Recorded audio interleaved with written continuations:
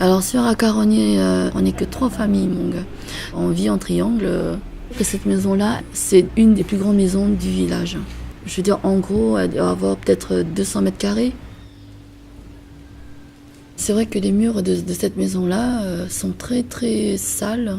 C'est pour ça qu'on voulait la rénover, c'est-à-dire faire de la peinture dessus, nettoyer de haut en bas, même les toits, parce que les toits ne sont pas en béton.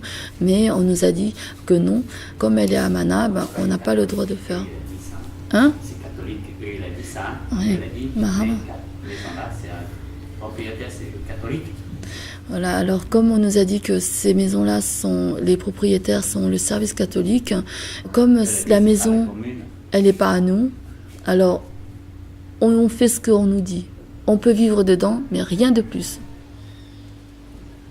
Ça fait 3 ans là qu'on est en Guyane seulement, mais à Akaroni, ça fait 1 an et quelques qu'on vit ici.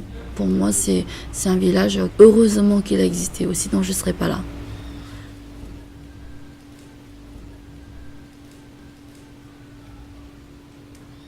On vivait sur Lyon. Les beaux-parents ont insisté pour qu'on vienne ici.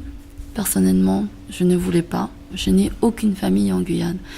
Mais je suis obligée de suivre mon mari et leur famille parce que notre culture, elle est comme ça.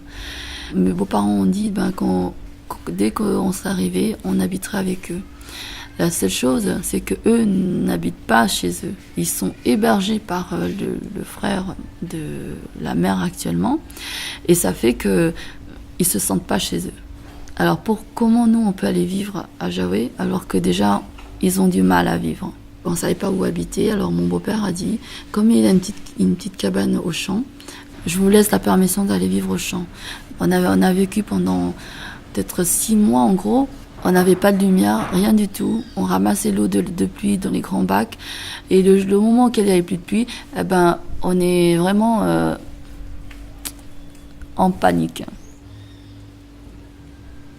Je ne m'attendais pas qu'ils étaient comme ça. Je parle des Hmong guyanais. Moi, je suis une Hmong verte.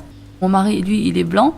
Alors, les Hmong verts et les Hmong blancs, quand on voit les personnes, il n'y a aucune différence. La seule chose, c'est l'accent. Mais ici, à Jaoué, on va dire que c'est les blancs qui remportent. J'ai tout le temps dit à mes enfants, même si moi, en tant que mère, je suis vert, parlez la langue de votre père qui est blanc.